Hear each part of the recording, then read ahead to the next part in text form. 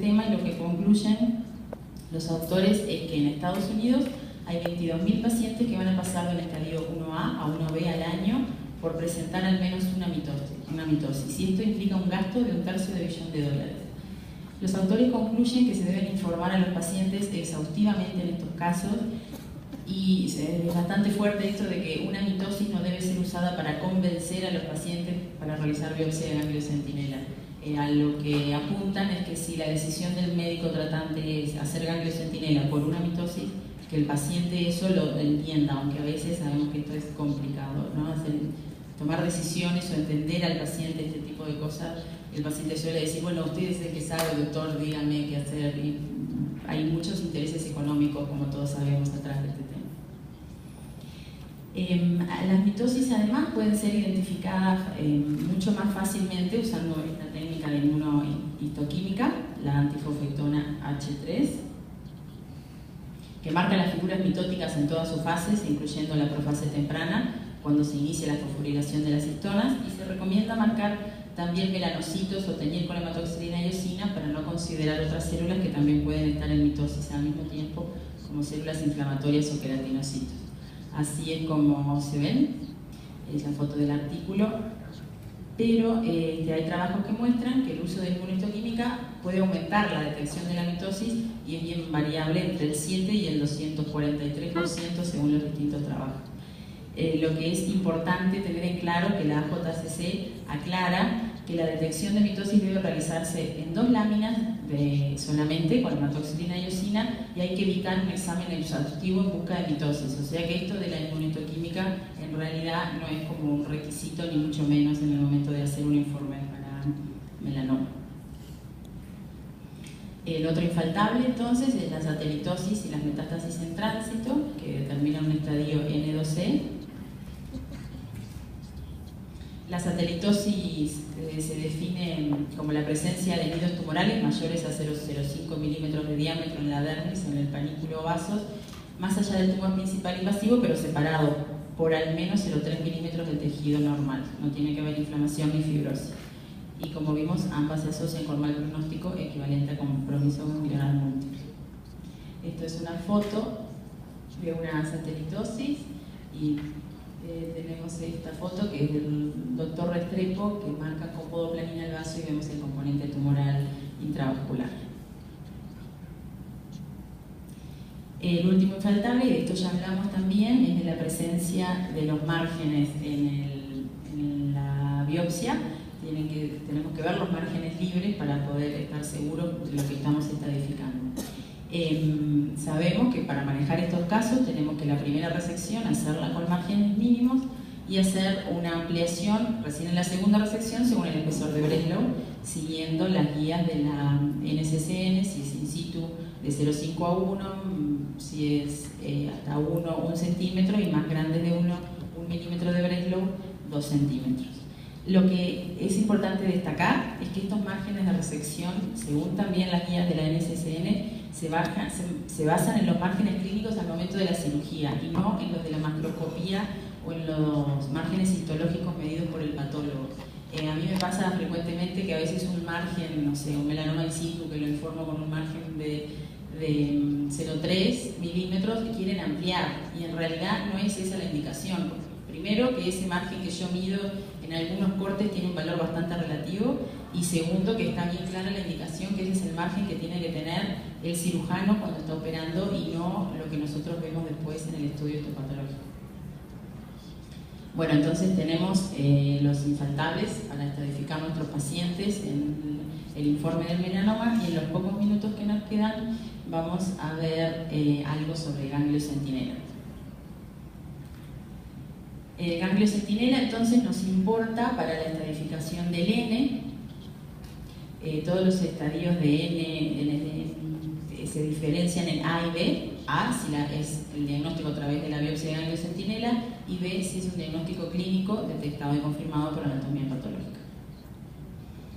Lo que la JCC nos pide es que la inmunohistoquímica es absolutamente imprescindible, no podemos aceptar un ganglio centinela sin estudio de inmunohistoquímica, y se considera positivo con al menos un marcador asociado a melanoma.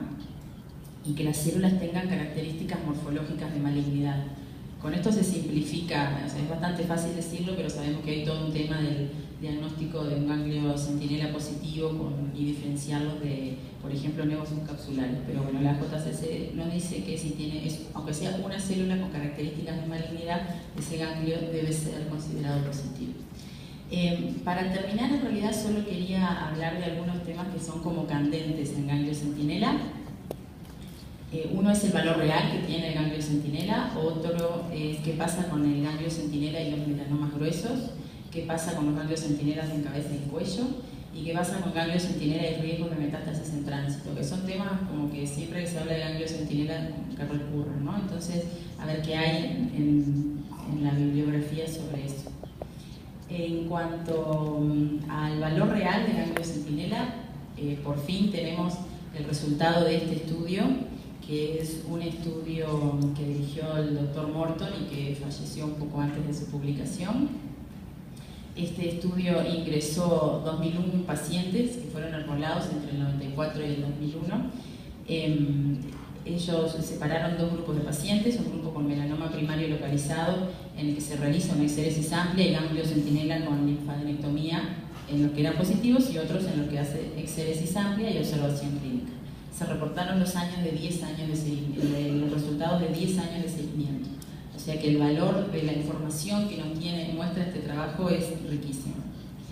Los resultados muestran que no hay diferencias significativas en la sobrevida global a 10 años, por lo que algunos decían que este fue un estudio negativo, porque en realidad no hay diferencias significativas en la sobrevida global, pero sí se vio que el ganglio centinela mejora la sobrevida libre de enfermedad y mejora la sobrevida específica por melanoma en pacientes con melanoma de espesor intermedio con ganglio centinela positivo y linfadenectomía.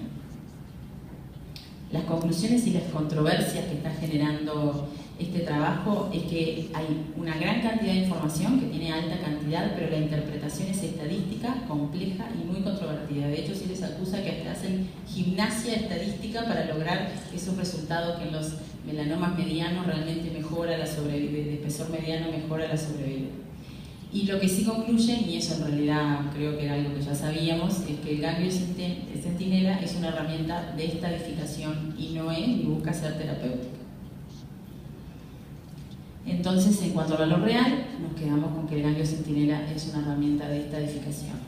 En cuanto a los ganglios centinelas y los melanomas gruesos, de más de 4 milímetros. ¿Qué pasa con ello? Que el porcentaje de positividad de ganglio centinela en melanoma con breslum mayor a 4 milímetros es muy alto, del 30 al 40%, y presentan una alta probabilidad de metástasis hematógenas, por lo que el ganglio centinela en ese caso no nos serviría.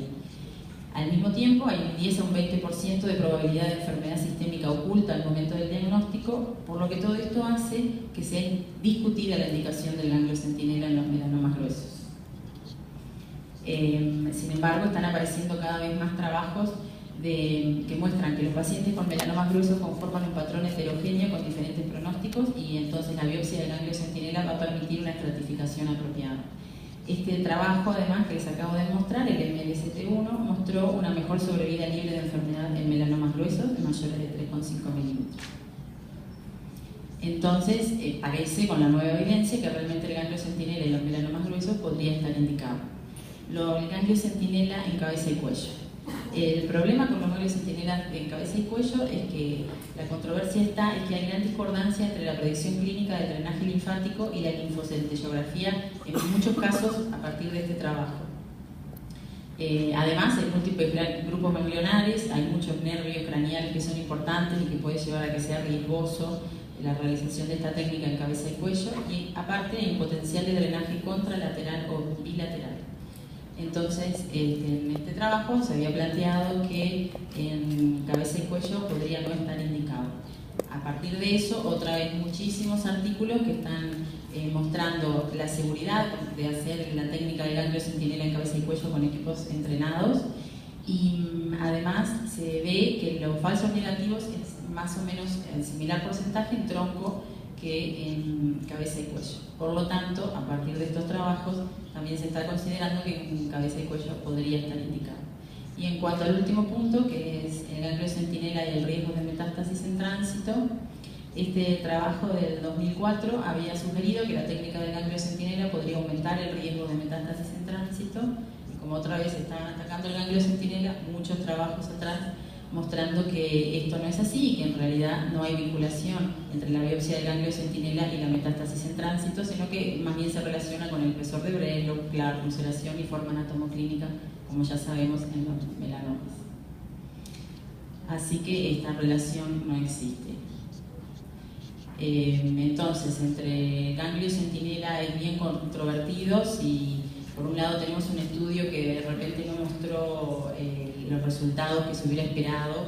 Por otro lado, hay mucha gente que está mostrando trabajos de la utilidad en las diferentes situaciones clínicas que vimos. Por lo tanto, por ahora seguimos con el ganglio centinela con nosotros. Para concluir entonces, no se olviden de los infaltables en el informe del melanoma, que tienen que tener el Breslov, la mitosis, ulceración, la presencia de márgenes y las metástasis en tránsitos y satelitosis. Y en cuanto a la biopsia de ganglio centinela, actualmente es una herramienta de estadificación, no terapéutica, pero va a quedarse con nosotros. Me parece que ganamos la carrera contra el tiempo y media